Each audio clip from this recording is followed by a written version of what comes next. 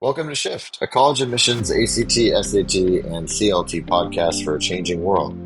I'm Tyler, the founder of Achievable, and we have an affordable ACT course that includes everything you need to ace that ACT test. A full textbook, tons of questions backed by our memory-enhancing algorithm, videos on key topics, a built-in study planner, and full-length practice exams. You can get a free trial by going to achievable.me, and if you like it, use the code podcast to get 10% off. Now, let's get started. Today, we've got David Parker from Parker Educational Consulting, and he has a little promo to share with us as well, which I'm really grateful for. So, David, if happy to have you back. I'd love if you could introduce yourself and what you're doing. All right. Thanks so much, Tyler. My name is David Parker. I run Parker Educational Consulting, which is a boutique firm. And by that, I mean it's just me and nobody else. We only take 20 students per class. And if you text me, you get me. If you call me, you get me. There are no assistants or interns. We are happy to offer a $500 off promo here off of a full service admission coaching package. Just mention to me that you heard this podcast. You can call the code SHIFT 500 if you want. And first consultation is free. So just go to my website at findtheperfectfitcollege.com or parkereducational.com. They both go to the same place. Great. Yeah, thank you so much. And today we're going to be talking about something that I think is kind of near and dear to your heart and a lot of educational consultants, which is finding your best fit school, right? Either for you as the person listening or for your child, depending on who you are. But really, I mean, I think let's start here. How do you have this conversation with like students and parents to initially, right? When all your clients come in, obviously not every single person you work with is going to be able to go to Harvard. Right. So Right. They wouldn't need me. how do you kind of start these conversations? Yeah, I mean, and it's a conversation that I said I take 20 clients per class. So it's a conversation I have probably 18 times a year. And it is, so I'll give you an example. So I have a terrific client, pretty new to me, he's a rising senior, and he came to me and he and his mom both said the same thing, that he was going to apply to his state university, which is a pretty good one, but not one of the top two or three, but a good state school, and then all eight of the Right. Ivies. And that was it. He wasn't going to apply to anything else because there was a perception that, all right, if we're going to pay $80,000 a year, we want that kind of Rolls Royce experience. And if we don't get into one of those, let's go to the state school where we can pay, 25,000 a year. And Right. Well, at least they had a reason behind it, and it wasn't just yeah, like somebody who wanted to fire off an app to all the Ivies just because, yeah. which Well, I it's think also it's funny because happens. I got an email from his dad, who I think must be a mathematician, because he presented me all these equations of why he should follow that path. And he said, so one Ivy, you only have a five Which is percent almost a whole nother chance. topic, right? Yeah, How so right, parents so get eight involved eight in this eight process. IVs makes it a 40% chance, and that would be true if it were the lottery, but it's not. I mean, they're not picking these out of a hat, But Mhm. so and the other thing is that, well, a couple of other things. One is there are over 5,000 four-year colleges in the U.S. So the fact that everybody's concentrating on about 50 creates a big bottleneck at the top, but also creates a scarcity in the middle. And Right. this year I had some great schools, some especially Midwestern liberal arts schools, College of Worcester, um, Grinnell, places that they were just throwing money at people because they're Yeah, excellent like schools, but they're scholarship not. money, right? Yeah, because they're excellent schools, but they're not, maybe not as famous. Maybe they, didn't make the rankings, that which I'll talk about at some point. Um, yeah, but they're still, that doesn't make them worse schools. And so, but they still, they're not state schools. They're tuition driven, so they've got to have students. And they'd rather, it's like hotels.com. They'd rather have somebody come at half price than nobody come. So, first part is convincing, parents and students that they won't die if they don't go to an Ivy League school. And then the Right. second part is convincing them that in some cases, and I would argue in many cases, there's another school that's a better fit. I mean, everybody Well, doesn't, right, and that's kind of need. the key thing about this, right? At the end of the day, I think a lot of people they are just focused on what's the best school I can get into, but best Right, fit is not about like, highest ranking on the US News and World Report. It's right, about what right. one is your child going to be happiest at and have the most fun at and like have, that the experience that really matches what they want to do. Yeah, that's absolutely right. I mean, it's so when I talk about fit, I say, yeah, I want it to be an academic fit, maybe. I mean, I do want to be an academic fit, but deciding what that means is tough. But it has to be a Mm, financial fit, a social fit, a geographical fit, for some students, a spiritual fit. And that's not going to mhm. be these 8 schools for just everybody. Um, and it's funny too when I have people come in and they say, I want to go to an Ivy. I mean, all the Ivy League is a athletic conference. So Yep. Dartmouth is almost nothing like Columbia.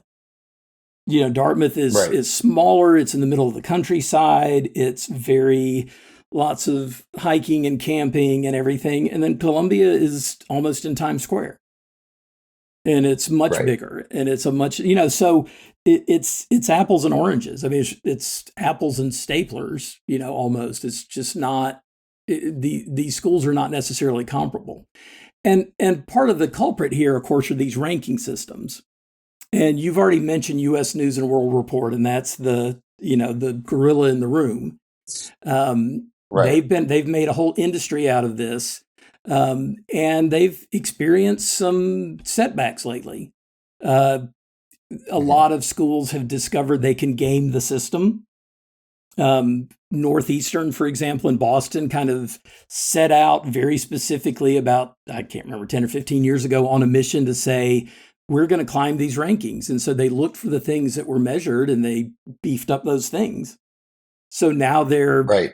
they've kind of manifested it. They're now like a school with a 5% acceptance rate.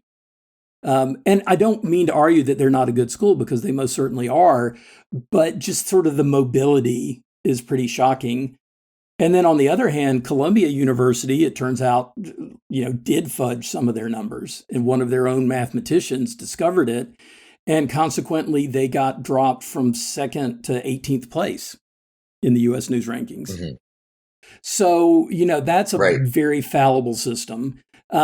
One thing I would encourage people to do look at some other rankings. Money Magazine has got a good one that sort of focuses on affordability and ROI, which ROI has become a return on investment, has become a big metric for families now. If you are going to spend $80,000 a year on an education, but you're going to come out with a job that pays you 30,000, then Hmm. it's at least a question worth asking as to whether that's worth it.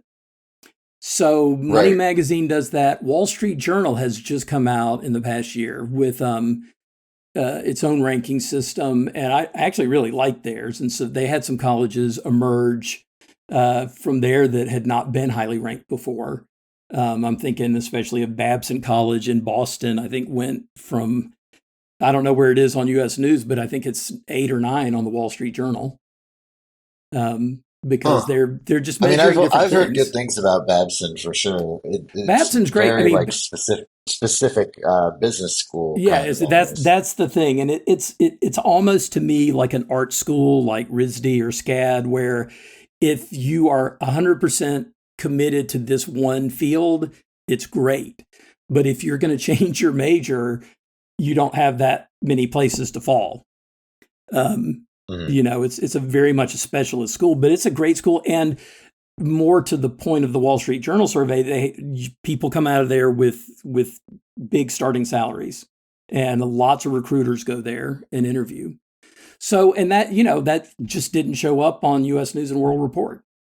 So, Right. so it's Well, and one that thing. that kind of tracks with the have you heard of the financial value transparency and gainful employment requirements that the federal government is now They're instituting. I starting think to, actually yeah, like this month or yeah, July, yeah, it's coming up. where basically schools are going to have to report how much money people make coming out of their programs and how successful they are at getting jobs. I think that's going to make a huge difference. Yeah. And, I mean, this gets us into some very deep debates about what is a college education for? Is it just vocational training or, most people will at least give lip service to the idea that no, it's to develop you entirely as a person. It's not just making you a better worker, it's Right. making you a better citizen, a better family member, et cetera. Um, on the other hand, nobody wants to spend $250,000 for their kid to work at Starbucks. So, where Yeah. do you where do you find the balance in developing the whole person, but also developing a whole employable person? Yep. Yeah. And I think that kind of tracks back to like talking about best fit, right? Like I think one of the Yeah, first things when I think about best fit college is that you should not be looking at the college list as just like a single monolith. If anything, you no, should be looking at what are the best colleges for particular subjects, like, naturally the subject that you want to study or your child wants to study. right. I think you agree that that's kind of a good place to start when you're building your list. It is, but I'll also say that I don't always love it if a client says. So I'll give you an example. I was working with a local charter school, so these weren't full on clients, but I sort of went in for a week and worked with some students. And there was one girl, and this is kind of an extreme example, but I said, "Well, where are you thinking about going to school?" She said, "I want to go to," and she named some very small school in Oklahoma, and we're in North Carolina. And I said, "Oh, that's really interesting. Why do you want to go there?" And she said, "Well, they have the best meteorology program around, and I want to be on TV doing the weather." And I said, "Oh, okay. Oh, So wow. that's yeah." I said, "That's interesting." I said, "How long have you had this particular dream?" And she said, "Oh, just a couple of months ago, I was watching TV and I thought that looked like fun." So, you know, I mean, on the one hand, yeah, this school may have the best meteorology program. So that doesn't, that's good. But is she going to really end up wanting to do that? I mean, 80% of undergraduates change Right. their major at least once. So what are the chances that this, North Carolina girl is going to head out to 80%, that's a Oklahoma? lot. Yeah, it is. And it's, but that's a pretty consistent figure over the years. And so if she's going to put all her eggs in that basket, what if she gets there and she hates it? And it's hard to make friends and she's far from home and she's in a tiny town, which, that it still might be perfect for her. She might love it, but I hate for that to be the only thing she's going on. So one of the Yeah. things that I do in terms of the major, if a student, even if they don't know a major, I say, well, think of three things that you might do. So when we look for schools, we look to make sure they at least have those, even if it's not what they end up doing. But it's like, so I'm interested in business and I'm interested in being a vet. So we would look to see, all right, do they have a business program and, a strong biology or pre-vet program? And even, they might go there and major in medieval French literature, but at least we were ready in case, that's what they wanted to Right. do. So I do think the major is Right. important. I think it's important to kind of know your college that you're applying to. So let's say that you're applying to a place, and this is, I think, oh, what's the place I'm thinking of in the Northeast that's got great AI?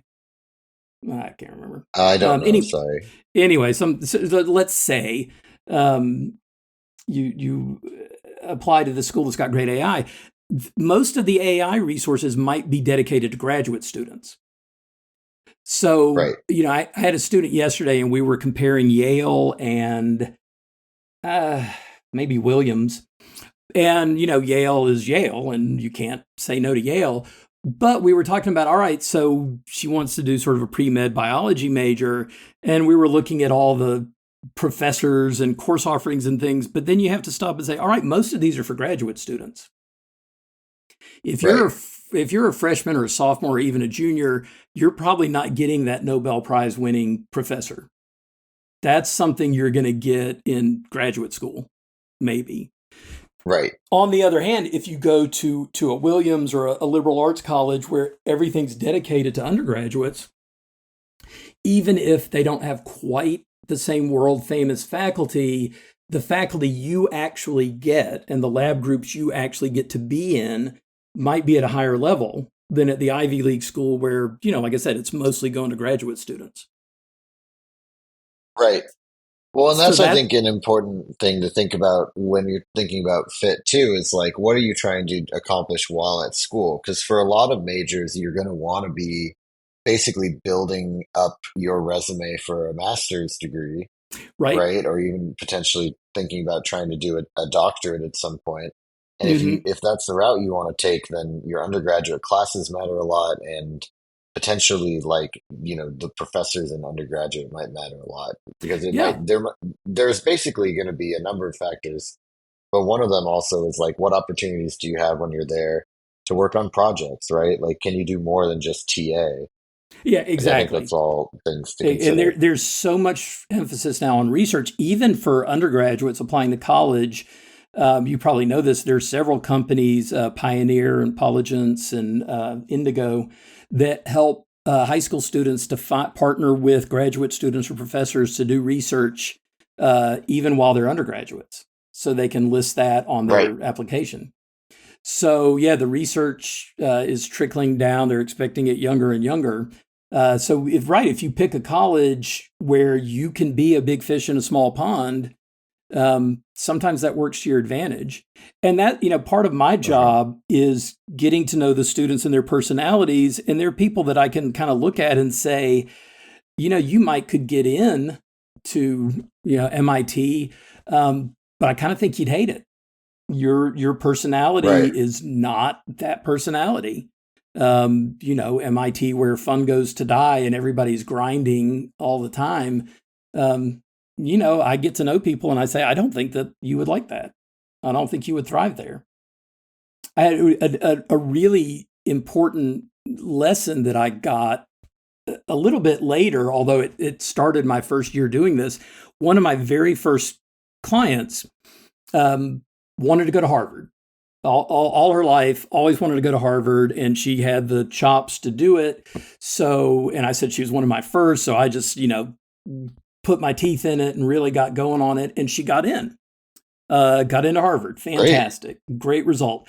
And I don't know when this happened because I only found out about it through LinkedIn. Either after her first year or her second year, she left and transferred to a big state school. And she Huh. was completely capable of doing the work. But at the time, and like I said, when I started with her, I was all about, yeah, let's do it. Let's get Harvard. Let's go for the Holy Grail. Um, I think now I might have known that it was not a perfect fit for her.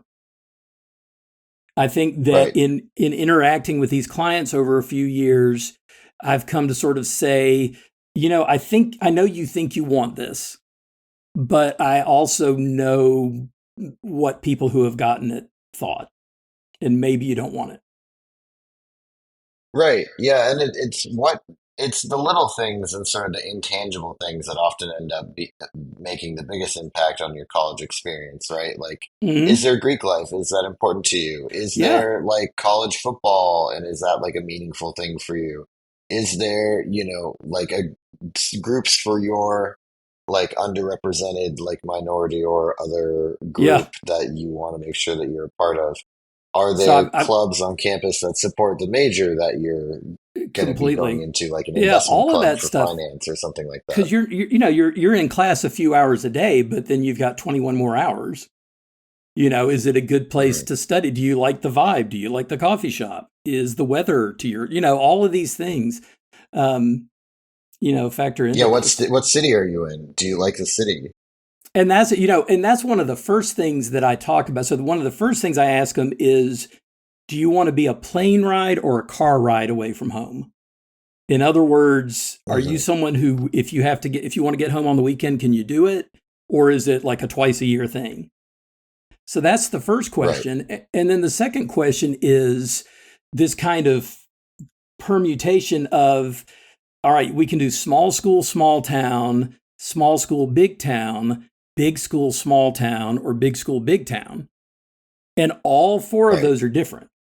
You know, you can, so for example, Right. Chapman College in Boston, you can go there, get a beautiful small college experience. You know everybody, you know your professors, small classes, but then you've got all of Boston right there.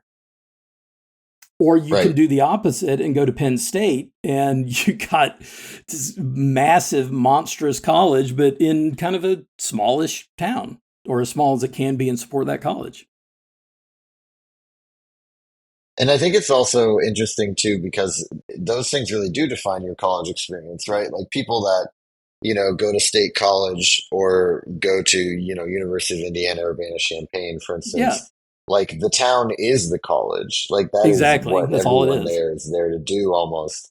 Versus, if you're in Columbia, New York City almost doesn't even care about you.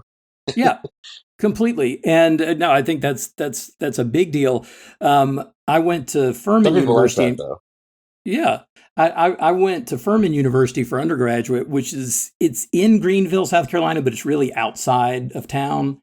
And so and it's got a huge, Mhm. like a 750-acre campus. So it's, very pastoral.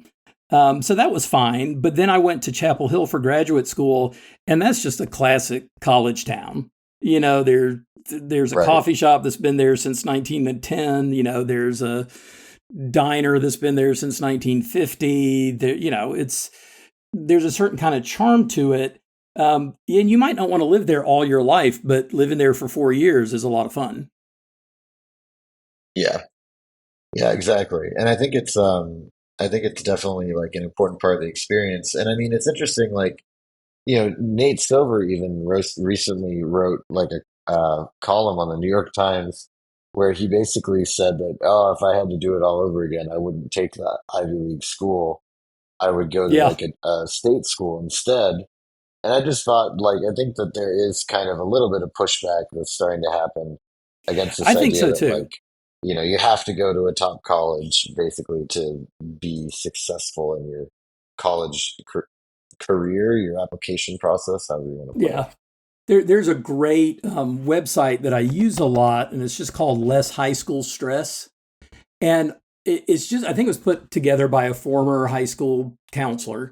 But one of the things he does is Hmm. he lists people in prominent fields and tells where they went to undergraduate, not graduate school, but undergraduate. Right, So, for example, for medicine, so he took the Mayo Clinic. He said that's one of the best neurology departments in the world. It's got some of the best neurologists and brain surgeons. And he went through the list of neurologists and said where they went to undergraduate as well as med school.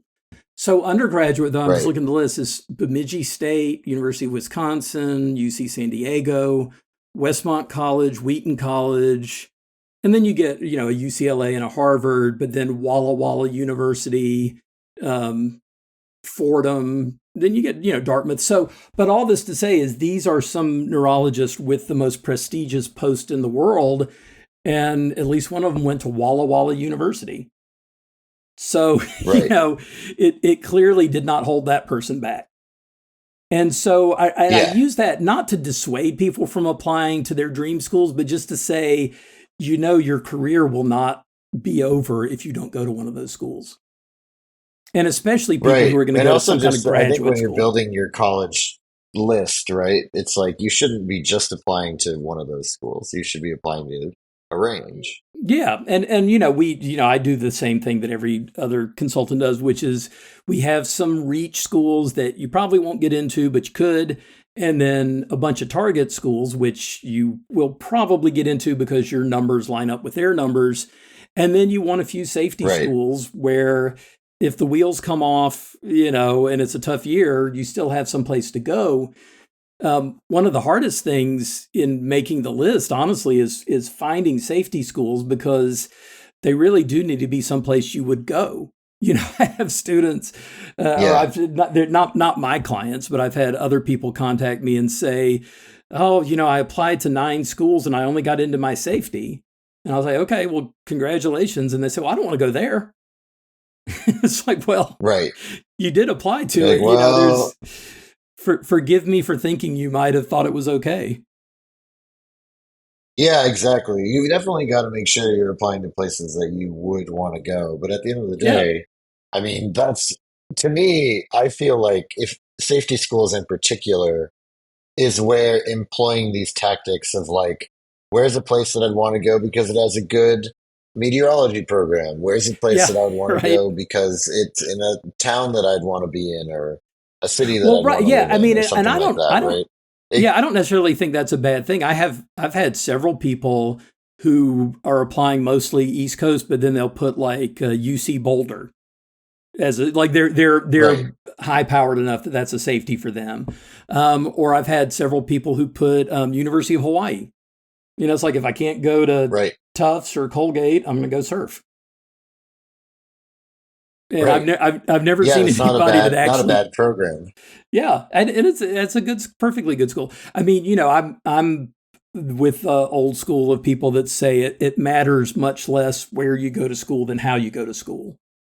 So if you Yeah, go to University of Hawaii, but you sit in the front row, you make yourself known to the professors, you take hard classes, you know, you do an honors program, you're going to get 85 or 90% of what you would have gotten at a ritzier school, if not more. right. If not more, because you're making the most of it, right? Yeah. And, you know, and again, that's something that has to do with the personality of the student, where there are people who they've gone to a high school where there are only, 20 people in their graduating class. I might send them to be a big fish in a small pond somewhere because that's how Right, that's what they're used to. And then some people I have no problem dumping in the middle of New York City because I know they can handle it. right. Yeah, exactly. Yeah, like you said, it's all about fit, which means it's really person by person. Yeah, and that's that. Well, I think that there are people who dislike my profession, and that's fine. But I think there's a misconception, especially after the Varsity Blues scandal. But there's this idea that our sole purpose is to try to wedge rich kids into schools where they shouldn't be able to get in. And now there are parents who would like you to do that, but I am absolutely not interested in that. I want to find people the place that is the completely best fit that suits them down to the ground, and they're going to be better people coming out of it in 4 years. yeah, And that way you can't just apply to all the top colleges. You really have to hunt, for this one person. right. Well, and I think that's also just important framing that the listeners here today should try to incorporate into their own process as they're trying to, build their college list and figure out where they want to go. It's really to Hmm. have these many different dimensions that can make a college a fit for you and not just, the US News World Report rankings. Yeah, right. I mean, because that's because I think I've got a blog post up about this on my website, but that sort of question of what's the best college in America is, to me it's a nonsense question. It's like, what's the best dog in America? Well, I don't know. What are you gonna? Do you Right. want him to hunt? Do you want him to cuddle? Do you want him to chase rats? Do you want him to be pretty? It's the same thing. What's the best college in America doesn't make any sense. What's the best college for you, on the other hand, is the question that we're trying to answer. Yep, exactly. Any other thoughts on this before we wrap up today? Like I said, I'm just very sort of evangelical about this idea of fit. And I'll tell you, just to circle back, I told you about I had a client, I have a client who was going to do the state school and all the Ivies, and I've only been working with him for maybe a month or so, and we've already got a list of like 25 schools we're looking into. So, it doesn't take much. Once you talk to people and they say, "Oh, okay, I get it," then things it makes sense. They just have to see the part that makes sense. Yeah. Yeah, I really like that whole sort of philosophy you shared today. And I really think that this episode will be helpful for our parents. So thank you. Well, I Before hope we wrap so. up, can you just share? Yeah, before we wrap up, do you mind just sharing your little that promo code you had again, just for the people that maybe missed it originally? Yeah, so you can find Parker Educational Consulting. You can either go to parkereducational.com or findtheperfectfitcollege.com. See, I'm so committed to that idea, I made it my web address. For $500 off a full service coaching package, which for me means that I start whenever you want to start and I'm with you till they pack the car to move into the dorm. And Yeah, like I fantastic. said, $500 off. Just let me know you heard this podcast. Great. Well, thank you so much. This has been Shift, a college admissions podcast for a changing world, hosted by Tyler from Achievable with David Parker from Parker Educational Consulting. And you can get a free trial of Achievable's ACT course by going to achievable.me and be sure to use the code podcast to get 10% off if you like it.